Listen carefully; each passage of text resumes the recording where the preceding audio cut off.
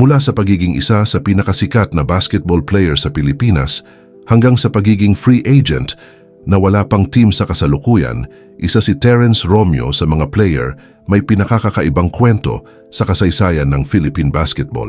Marami ang nagtatanong kung paano nagsimula ang kanyang paglalakbay, paano siya sumikat, bakit siya naging superstar, at bakit tila biglang nawala sa spotlight ng PBA. Sa video na ito, balikan natin ang buong kwento ng tinaguriang The Bro at The Golden Boy ng Philippine basketball. Ipinanganak si Terrence Bill Vitanzos Romeo noong March 16, 1992 sa Imus, Cavite.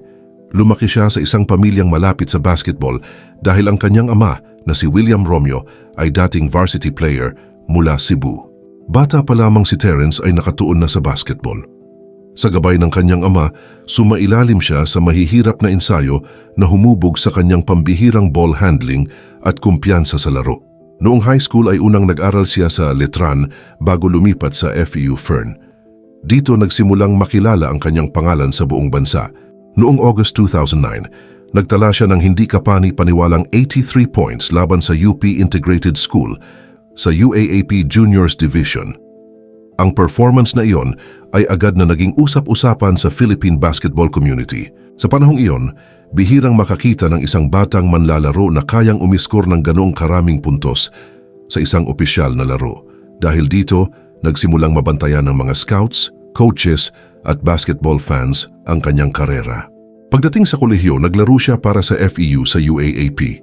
Hindi naging madali ang kanyang simula dahil marami ring mahuhusay na players sa liga.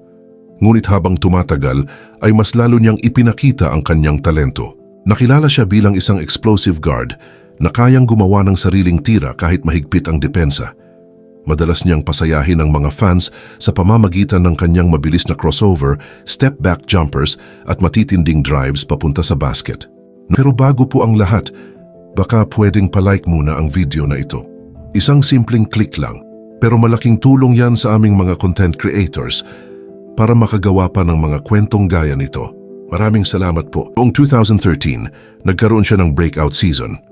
Pinangunahan niya ang FEU patungo sa UAAP Finals at nagtala ng sunod-sunod na impresibong performance laban sa pinakamalalakas na koponan sa liga.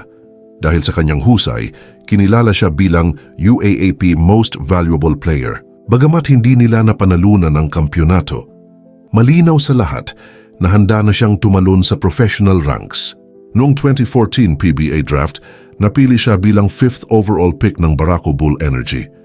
Maraming basketball analysts ang naniniwalang isa siya sa pinakatalentadong manlalaro sa draft class na yon.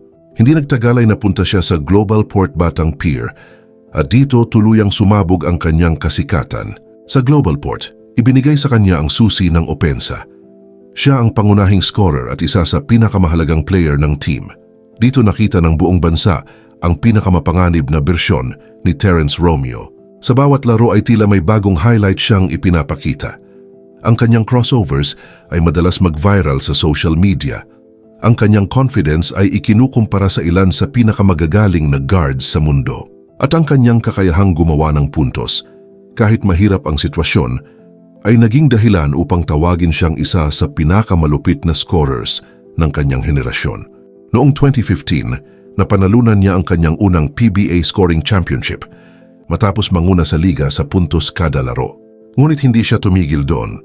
Noong 2016, muli niyang napanalunan ang Scoring Championship at lalo pang pinatunayan na isa siya sa pinakamapanganib na offensive players sa buong liga. Sa panahong ito, regular siyang nagtatala ng matataas na scoring games at naging pangunahing sandata ng Global Port sa opensa. Noong 2017, muli siyang naging scoring champion, dahilan upang makumpleto niya ang tatlong magkakasunod na scoring titles.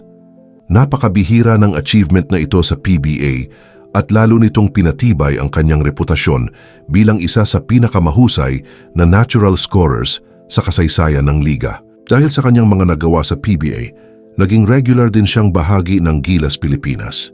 Kinatawan niya ang bansa sa iba't ibang international tournaments, kabilang ang FIBA Asia Competitions at Southeast Asian Tournaments. Sa tuwing kailangan ng Gilas ng instant offense, madalas na si Terrence ang isa sa mga inaasahang magbibigay ng puntos. Gayunpaman, Kasabay ng kanyang tagumpay ay dumating din ang mga kontrobersya. May mga kritiko na nagsasabing masyado siyang umaasa sa isolation plays at masyadong matagal humawak ng bola. May ilan ding nagtanong kung ang kanyang playing style ay akma ba sa isang championship system. Nang matrade siya sa TNT Katropa noong 2018, mataas ang naging expectations ng mga fans. Inaasahan ng marami na mas lalo pang aangat ang kanyang karera sa isang team na puno ng talento. Subalit hindi naging maayos ang kanyang pananatili sa TNT. Lumabas ang iba't ibang ulat tungkol sa umano'y hindi pagkakaunawaan sa loob ng kupunan.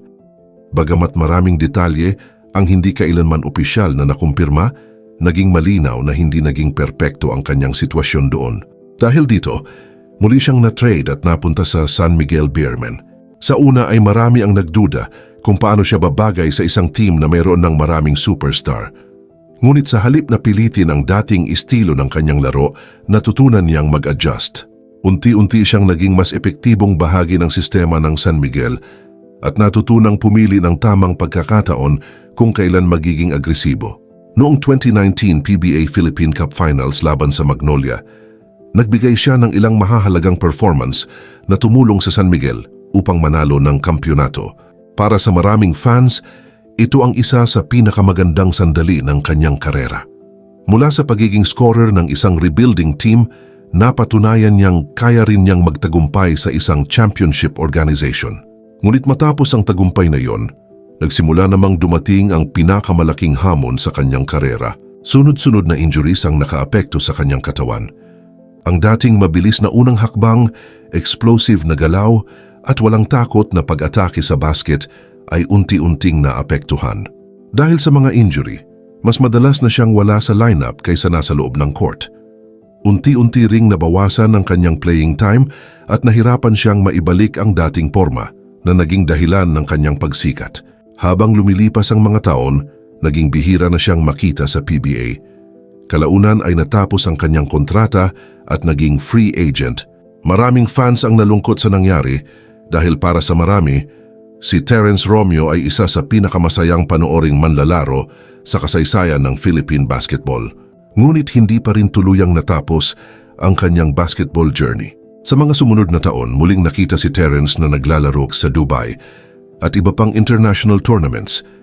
Bagamat malayo na siya sa kanyang prime years, ipinakita niya na hindi pa rin nawawala ang kanyang talento. Sa bawat crossover, bawat step-back jumper, at bawat mahirap na tira na kanyang naipapasok, naalala ng mga fans kung bakit siya naging isa sa pinakamalalaking crowd favorites ng kanyang henerasyon. Hindi man perpekto ang kanyang karera, hindi maikakaila ang kanyang naging kontribusyon sa Philippine basketball.